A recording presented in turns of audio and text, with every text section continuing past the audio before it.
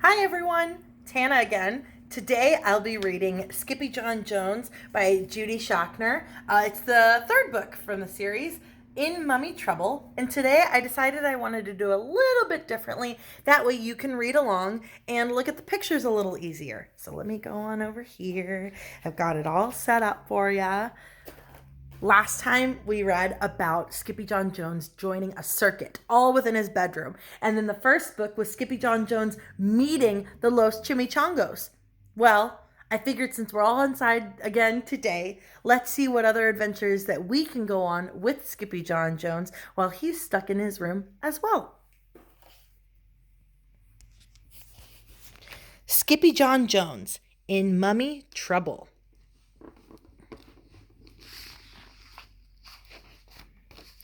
Skippyjon Jones in Mummy Trouble by Judy Schachner. Skippyjon Jones did his very best thinking outside the box. And this twisted Mama's whiskers tighter than a Texas tornado. "Hey, you, Mr. McPooh," said Mama Junebug Jones. "Just what do you think you're doing?" McPooh didn't say boo. He was too busy reading. "Hey, little digger, I'm talking to you," said Mama, scooping up her boy. "A pyramid outside the litter box will never do." Then she saw his magazine.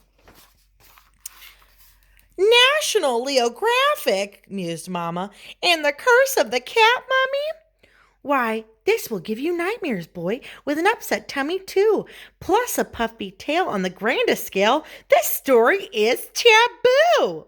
But Skippyjon Jones was in no mood to listen to his mama, so he skedaddled into his room. For a real good bounce on his big boy bed. He bounced once, he bounced twice, and the third time he bounced, he said, "Oh, I'm Skippyjon Jones, and I do love my mummy, but if I don't bounce, I get knots in my tummy." Then the kitty boy flipped over to the mirror for a look-see. "Holy smoquito!" exclaimed Skippyjon Jones. "I know you," he said to the doggy in the mirror. "Your ears are too big for your head. Your head is too big for your body. You are not a Siamese cat." Then, using his very best Spanish accent, he added, "You are still the big Chihuahua, dude, the whole enchilada." And they just might make enchiladas in Egypt, thought Skippyjon Jones. So the kitty boy donned his mask and cape and began to sing in a muy soft voice. "My name is Skippito Fresquito, and I'm off to see old Egyptito. My chicos insist, and I dare not resist the chance to go meet a mamito." In the meantime, his little sisters, Jezebel, Jillyboo, and Jujubee, rolled into his room with a plan of their own.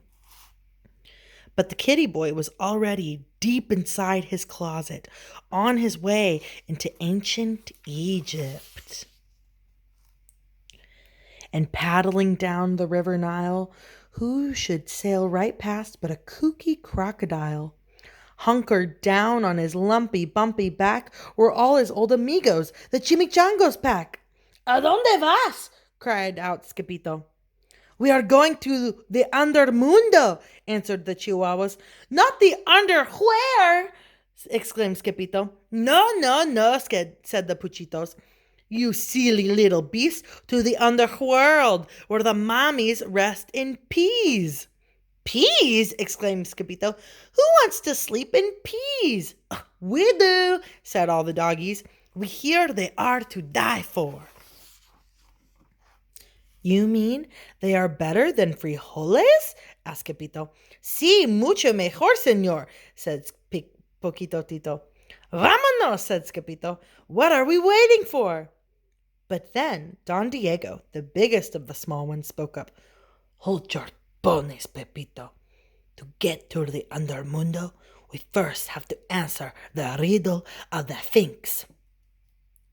"But I'm no good at riddles," said Skippito. "No problema," said Poquito Tito. "You have a muy big brain." Then they set forth from the Rio Nile to find the Sphinx. The muchachos began to sing.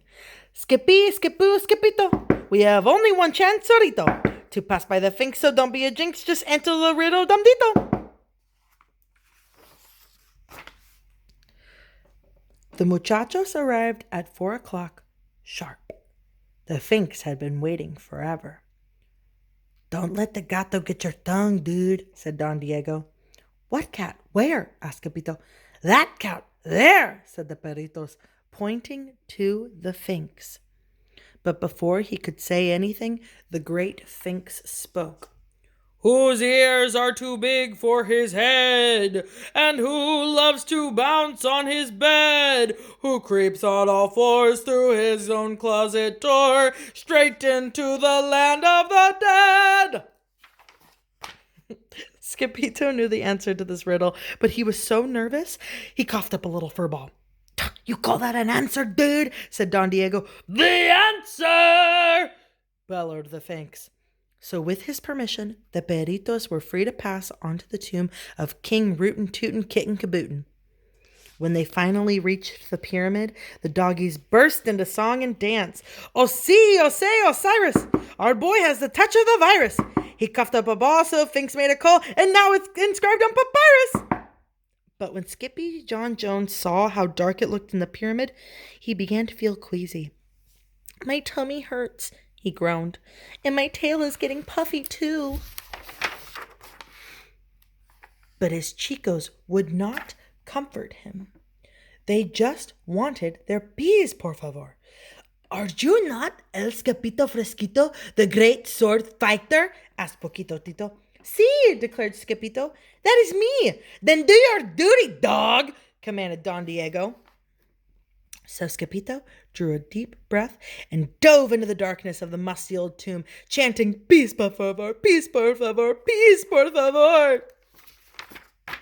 He rocketed through the vault like a fur-covered comet until suddenly, smackito! Skippito hit a wall and knocked himself out cold.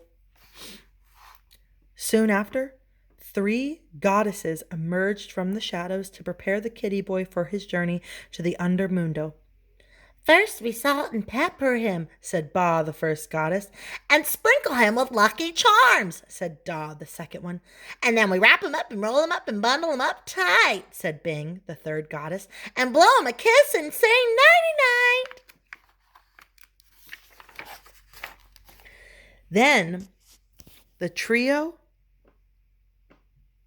rolled the wrapped cat down the ramp into the king's burial chamber. Across the room stood the 4,000-year-old sarcophagus of King Rootin' Tootin' Kitten Kabootin'. And just as they were about to deliver El Scapito Mamito, he rolled right onto the feet of the oldie-moldy mummy. Bada bing, moaned the king as he stretched out his paws. I need to rest in peace. Peas, screamed El Scapito Mamito, waking up in a flash, and quicker than you can say mummies, mumps, and measles, he grabbed 2 pawfuls of peas and hightailed it home. When the Los Chimichangos saw El Scapito Mamito come rolling out of the pyramid, they went into a real tailspin. Then all the doggies began to chant, Green chicharros are hot. Green chicharros are cold. The best chicharros in the world are the ones that Skippito holds. Yay! But El Scapito Mamito was too scared to slow down, so he chucked the peas at his chicos and kept on running. Straight into the arms of his mummy. What's the matter, Fuzzy Bug? Asked Mama Junebug Jones. Skippyjon Jones looked back over his shoulder to see if the 3 spirits were still chasing him. Bada bing! He wailed, dropping the last of the peas. We're gonna... The 3 giggling goddesses raced into the room after Skippito with their muppets and roll of toilet paper. We're gonna wrap you up and roll you up and bundle you up tight, they sang, and check you for cooties, then kiss you goodnight. And that night, Skippyjon Jones was bouncing on his big boy bed. No mummies in my closet, no mummies in my bed, no mummies in my bookcase, no mummies in my head. Just before he closed his eyes, the kitty boy checked his room one more time for mummies. The only one he saw was his own. I love you, Mommy, said Skippyjon Jones. I love you too, Bunny Boots, said Mama Junebug Jones. Now go to sleep, por favor. The end. And that was Skippyjon Jones in Mummy Trouble by Judy Schachner. And I hope you liked it. This is probably one of my favorites of the 3 that we've read so far. I just think it's really fun, and I like how many songs are in it. So today, for my adventure for the day, if I'm going to be more like Skippyjon, I am going to try and I'm going to draw something today, and I'm going to write something today, and I'm going to try and do some exercise today. What adventures do you have planned for today while you're inside? Anyways, I'll see you tomorrow. We're reading our 4th Skippyjon Jones book. And, yeah, sounds great. Have a great day. Go on an adventure. Bye.